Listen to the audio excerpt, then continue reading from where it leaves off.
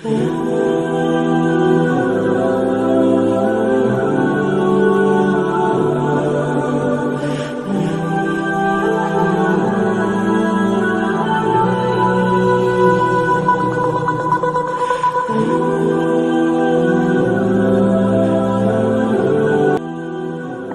আলাইকুম সবাই কেমন আছেন?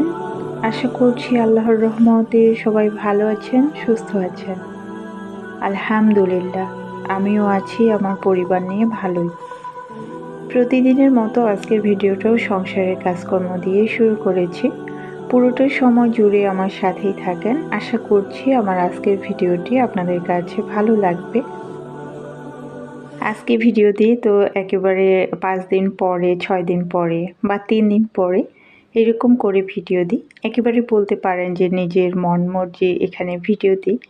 তো এখানে নিজের মন মর্জি ভিডিও দিলে তো আর হবে না।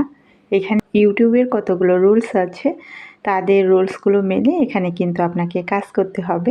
নিজের মন চাইলেও ভিডিও দিলেন, না হলে ভিডিও দিলেন না। এভাবে কাজ করতে থাকলে এখানে আসলে ওইভাবে কোনো কিছুই হবে না। ঠিক যেমনটা আমার হয়েছে এরকম। আমার আসলে এখানে মনে চায় না ভিডিও করতে। তারপরও বলতে পারেন যে খানিকটা মায়ায় পড়েই ভিডিও দিই। তো যখন ভালো লাগে না তখন ভিডিও দেই না। যখন আবার মনে চায় তখন আবার ভিডিও করে তারপরে এখানে আপলোড করি। তো খানিকটি বলতে পারেন যে এখানে মায়ায় পড়েই ভিডিও দেই।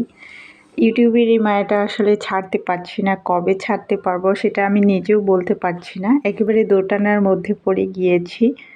তারপরেও প্রতিদিনের কাজগুলো যেভাবে করি সেগুলো থেকে খানিকটা ভিডিও করে আপনাদের সাথে শেয়ার করার চেষ্টা করি। আর আমার এই সাদামাটা ভিডিওগুলো যদি আপনাদের কাছে ভালো লেগে থাকে তাহলে প্লিজ ভিডিওটাতে একটা লাইক দিয়ে আমার বাকি ভিডিওটা কন্টিনিউ করবেন।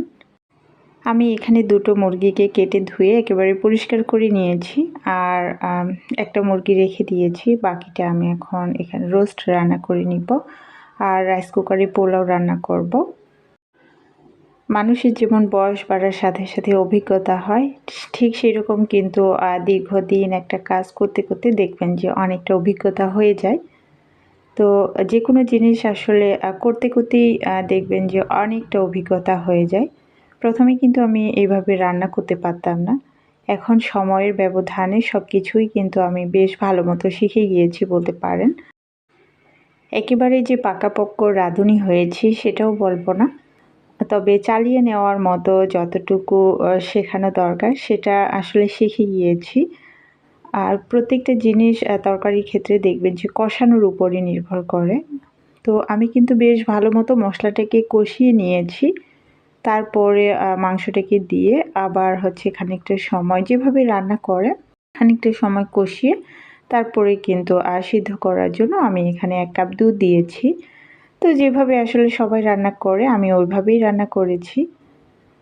তো আমি মনে করি যে যে কোনো জিনিস আসলে কষানোর উপরে নির্ভর করে মশলাটা আপনি যত বেশ ভালোভাবে কষাবেন সেটা তরকারি হোক বা যে কোনো ক্ষেত্রেই হোক না কেন সেটা আসলে অনেক বেশি খেতে সুস্বাদু হয়। তো এখানে আমি রাইস কুকারে পোলাওটা বসিয়ে দিয়েছি। রাইস কুকারে পোলাও হতে আসলে অতটা সময় লাগে না, তবে কয়েলটা আসলে গরম হয়ে গেলে খুব দ্রুত হয়ে যায়। তো কয়েলটা গরম হওয়াতে যতটুকু আর কি সময় লাগে ওইটুকু সময় বাড়তি বেশি লাগে। না হলে আমার কাছে মনে হয় যে চুলার থেকে রাইস কুকারে পোলাও রান্না করা অনেক বেশি সহজ।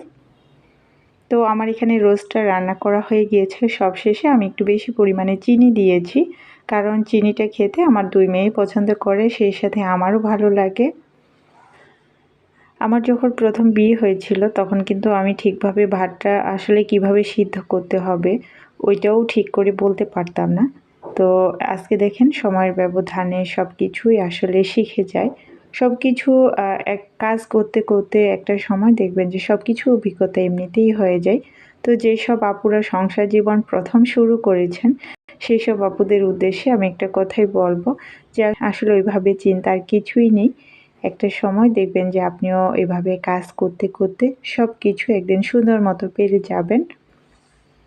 তো এখানে এখন আমি দুপুরের আমি বলতে আমার মেয়েদেরকে নিয়ে দুপুরের খাবারটা খেয়ে নিব। প্রথমে আমি আমার ছোট মেয়েকে খাইয়ে দিব, আর বড় মেয়ে তো একাই খেতে পারবে।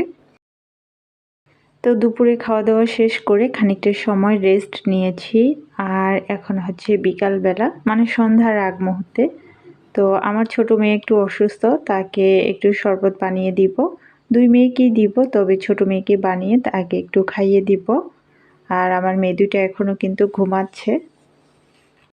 আচ্ছা আমার আপুরা একটা কথা বলেন তো, আপনি কাজ করছেন বা রান্না করছেন, ওই সময়টাতে যদি আপনি সিলিন্ডার ইউজ করেন, তাহলে ওই সময়টাতে যদি আপনার সিলিন্ডার গ্যাস শেষ হয়ে যায়, তাহলে আপনি কি করবেন? আর যদি আপনি বাচ্চা নিয়ে একাই থাকেন, সেক্ষেত্রে হয়তোবা সাথে সাথে আপনাকে বাজারে যেতে হবে, নাহলে খানিকটা সময় রান্নাটা বন্ধ রাখতে হবে।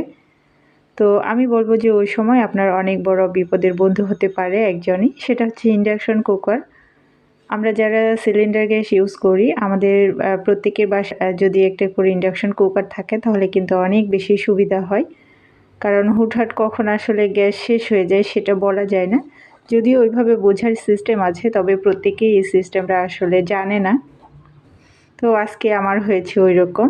সন্ধ্যার সময় রান্না করতে এসেছি, আর ঠিক ওই সময়টাতে আমার সিলিন্ডারের গ্যাস কিন্তু শেষ হয়ে গিয়েছে। আর আমাকে যেহেতু খুব সকালবেলা মেয়েদেরকে নিয়ে বের হয়ে যেতে হয়, তো আমি প্রত্যেকটা দিন চেষ্টা করি সন্ধ্যার সময় সকালের নাস্তা যেটাই করি না কেন সেটা রেডি করে রাখতে। আগে কিন্তু আমি এরকমটা করতাম না, তবে আসলে আমাকে এভাবে করে রাখতে হয়, না হলে সকালবেলা না খেয়েই কিন্তু মেয়েদেরকে নিয়ে যেতে হয়। তো সেজন্য আমার খানিকটা সময় কষ্ট হলেও আমি সন্ধ্যার এই সময়টাতে সব কিছু রেডি করে রেখে দিই সকালের জন্য। তো এতে করে দেখা যায় যে সকালটা কিন্তু আমার খুব বেশি অসুবিধা হয় না সকালের ওই সময়টাতে। আর আমি সব কিছুই কিন্তু রাত্রিবেলাই গুছিয়ে রাখি, পুরো রান্নাঘরটাকে গুছিয়ে রাখি, থালা বাসন যা ময়লা হয় সব কিছুই গুছিয়ে রাখি। তো রাইস কুকারটাও কিন্তু আমি ধুয়ে বেশ ভালোভাবে পরিষ্কার করে রেখে দিচ্ছি, তাহলে সকালবেলা দেখা যাবে যে যখন আমি সময় পাবো তখন দ্রুত আমি রাইস কুকারে ভাত বসিয়ে দিতে পারবো। তো এই মুহূর্তে আপনারা যারা আমার ভিডিওটি কন্টিনিউ করেছেন, আপনাদেরকে অসংখ্য ধন্যবাদ জানাই। আর আজকে যারা আমার ভিডিওটি নতুন দেখছেন, চাইলে আমার চ্যানেলটিকে সাবস্ক্রাইব করে রাখতে পারেন। আর অলরেডি আপনি যদি কাজটি করে দিয়েছেন, আপনাকে অসংখ্য ধন্যবাদ জানাই। এখন একটু কষ্ট করে সব কিছু পরিষ্কার করে রেখে দিচ্ছি। তো তারপরে দেখবেন যে সকালবেলা ঘুম থেকে উঠে যখন দেখবেন যে আপনার রান্নাঘর একদম চকচকা, তখন কিন্তু মনটা এমনিতেই ভালো হয়ে যাবে। আর এমনিতেই ঘুম থেকে উঠেই তো প্রথমে রান্নাঘরে আসতে হয়। তো রান্নাঘরে ঢুকেই যদি দেখেন যে রান্নাঘরটা এলোমেলো অপরিষ্কার, তখন কিন্তু মোটেও ভালো লাগে না। আর এখন আমি সিঙ্কটাকে বেশ ভালোভাবে পরিষ্কার করে নিচ্ছি। সত্যি কথা বলতে আমার কিন্তু এভাবে রাত্রিবেলা কাজ করতে ভালো লাগে না, তবে কি করব বলেন, পরিস্থিতি আসলে বাধ্য। আর এগুলো কাজ তো আমাদের গৃহিণীদের করতেই হবে, মন চাইলেও করতে হবে, না চাইলেও করতে হবে।